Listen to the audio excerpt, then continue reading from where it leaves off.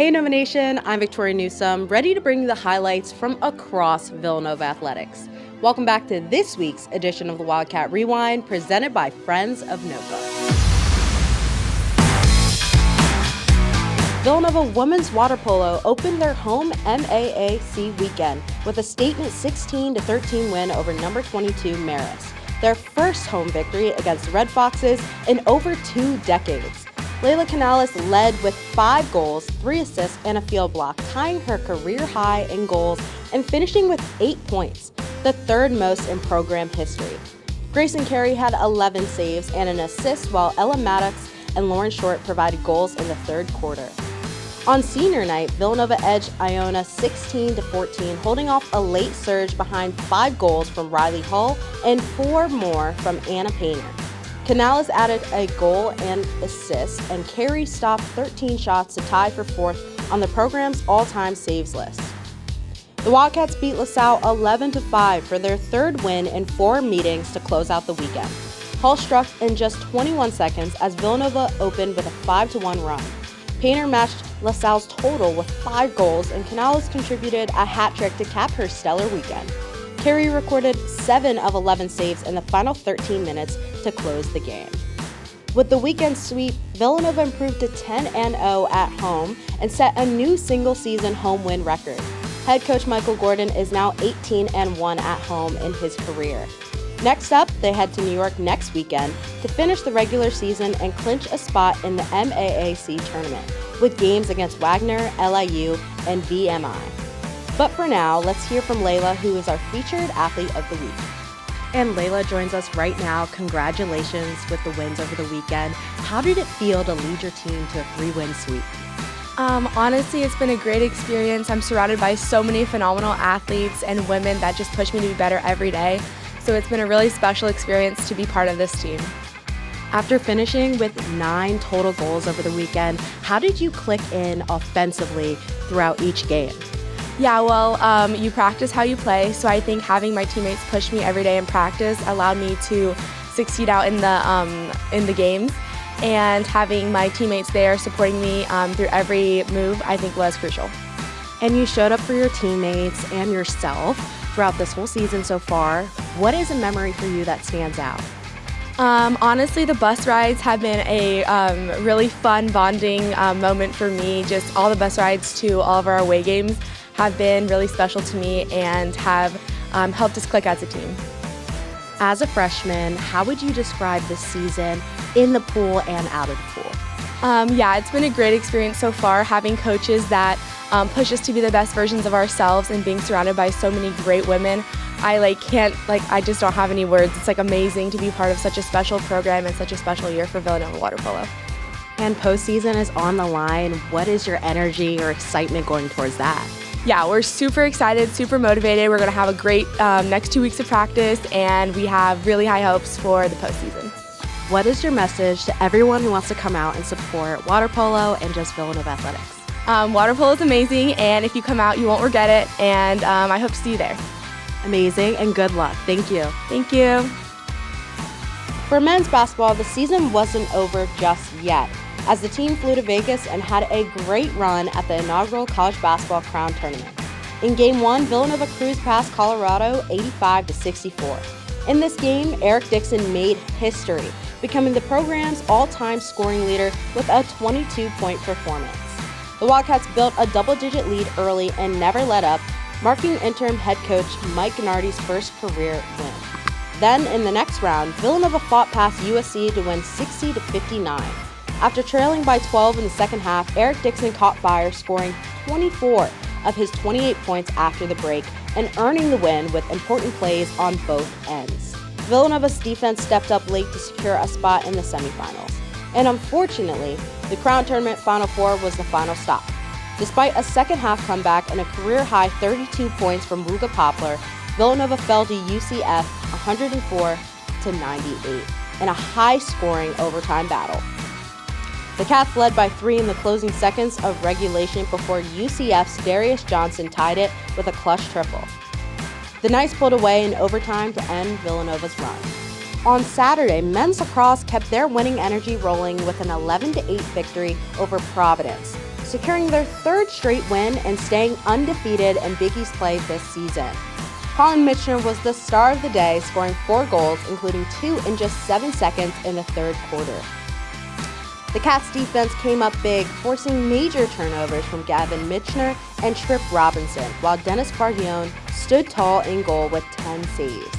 Tyler Sandoval led the Cats' face-off unit, which also played a crucial role in the win. At the moment, the Cats remain tied on top of the Big East standings. Tyler Sandoval led the Cats' face-off unit, which also played a crucial role in the win.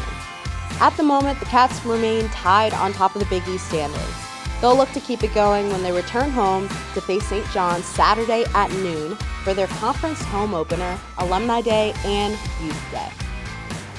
In women's lacrosse, the Cats suffered their first conference loss 13-9 at Georgetown on Wednesday, before bouncing back with a 15-8 win over Marquette on Sunday.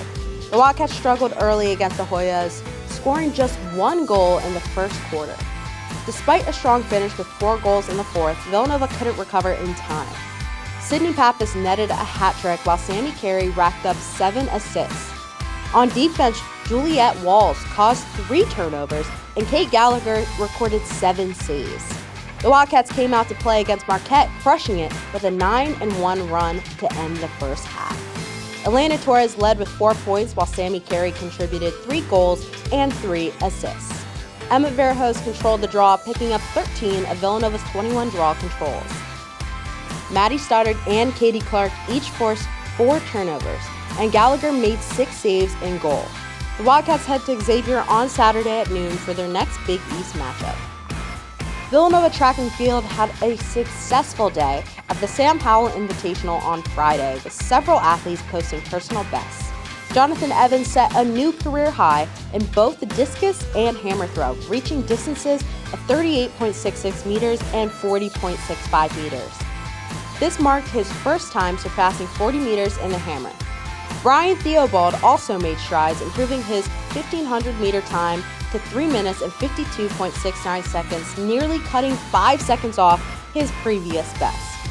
On the women's side, senior high jumper Taylor Woodchick cleared 1.63 meters, setting a new personal record and tying for 3rd in Big East rankings.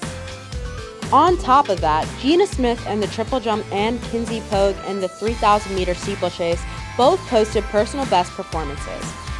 Overall, the Wildcats had a strong showing, with many athletes reaching new milestones as the outdoor season continues. Villanova softball had an action-packed week, starting with a 12-12 tie against Penn on Wednesday. After jumping to a 6-1 lead, the Wildcats saw Penn rally to take a 12-7 advantage. But Villanova wasn't done yet, scoring 5 runs in the 7th to force extras. Kelsey White led the charge with a 3-hit game, while Miranda Runco and Ava Franz added key RBIs. The game ended in a tie due to darkness after 8 innings. On Friday, the Wildcats got a 6-5 walk-off win against Army in the first game of a doubleheader. Kat Gallant was stellar in the circle, setting a career high with 12 strikeouts in her 8-inning performance. Offensively, Elena Wagner and Ava Mankin were unstoppable, with Wagner driving in the game-winning run in the 8th inning after Army briefly took a 5-4 lead. Then they faced a tough 9-0 loss to Boston College in the second game of the doubleheader. The Eagles took control early, and Villanova couldn't recover, falling in 5 innings. Lastly, the Cats closed out the weekend by downing Boston College 11-2 on Sunday. The Cats tallied a season-high 15 hits, led by Brooklyn Ostrowski's first career 4-hit game. Ava Franz also added a home run and 3 RBIs, while Miranda Runco, Grace Breed, and Elena Wagner also contributed key hits.